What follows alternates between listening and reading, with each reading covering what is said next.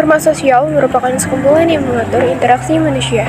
Norma terbagi menjadi beberapa level kekuatan yang berbeda, yaitu usage atau norma cara, yaitu sebuah aturan yang apabila tidak diterapkan, maka orang tersebut akan menggali celaan.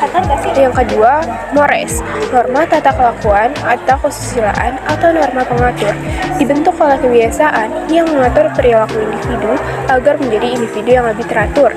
Yang terakhir, custom atau adat istiadat meliputi data yang kelakuan yang kekal dan sudah menyatu pada pola perilaku masyarakat yang mengalaminya. Macam-macam lembaga. Yang pertama adalah lembaga keluarga. Lembaga ini berfungsi sebagai lembaga reproduksi, yaitu tempat manusia menghasilkan keturunan. Keluarga memiliki fungsi afeksi, yaitu tempat curahan kasih sayang. Keluarga memiliki sosialisasi, yakni tempat penanaman nilai-nilai dan norma. Yang kedua, lembaga ekonomi. Fungsi lembaga ekonomi adalah menyediakan sumber daya unit hidup, mendulang profit, menaikkan status sosial, dan sebagainya. Yang ketiga, lembaga agama. Fungsi agama-agama diantaranya adalah sebagai berikut. A. Sosialisasi nilai-nilai keagamaan. B. Memfasilitasi situs keagamaan. C. Mengontrol moral masyarakat. Yang keempat, lembaga politik. Fungsi lembaga politik diantaranya adalah sebagai berikut. A. Mengatur distribusi kekuasaan. B. Mengambil kebijakan publik. C. Kaderisasi pemimpin politik. 5. Ada lembaga pendidikan. Fungsi institusi pendidikan dibedakan menjadi fungsi manifest dan fungsi laten. Fungsi manifest institusi pendidikan adalah mempersiapkan anggota masyarakat untuk mencari nafkah, mengembangkan bakat perseorang demi kepuasan pribadi maupun bagi kepentingan masyarakat, melestarikan budaya, menambah keterampilan yang perlu bagi partisipasi dalam demokrasi.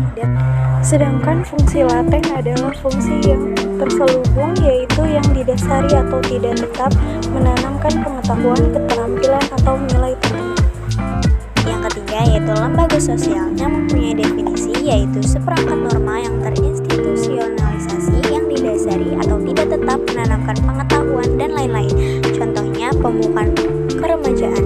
Yang kedua yaitu penyimpangan sosial dapat terjadi dalam bentuk korupsi atau tawuran. Yang ketiga, pengendalian sosial. Tujuan utamanya adalah keteraturan sosial dan pengembalian ketertiban sosial.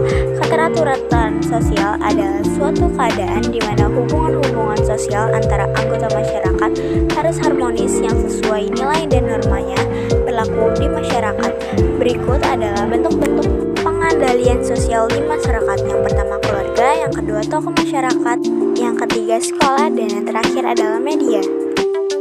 Yang D. Pelapisan sosial dan diferensiasi sosial. 1. Stratifikasi sosial, definisi dan contohnya.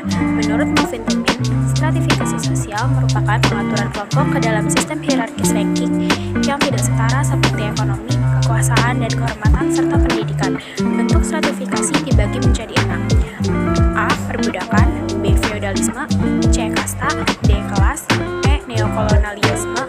F. Ojek online. 2. Diferensiasi sosial. Diferensiasi sosial merupakan proses pembedaan penduduk secara horizontal. Artinya, pembedaan ini memiliki kesetaraan. Artinya, setiap orang memiliki derajat atau kesempatan yang sama meskipun karakteristik atau ciri-cirinya berbeda. A. Ciri utama diferensiasi sosial meliputi ciri fisik, ciri sosial, dan ciri budaya. B. Bentuk-bentuk diferensiasi sosial meliputi ras, agama, suku, jenis kelamin, profesi, serta klan Anda. Sekian dari kami, terima kasih.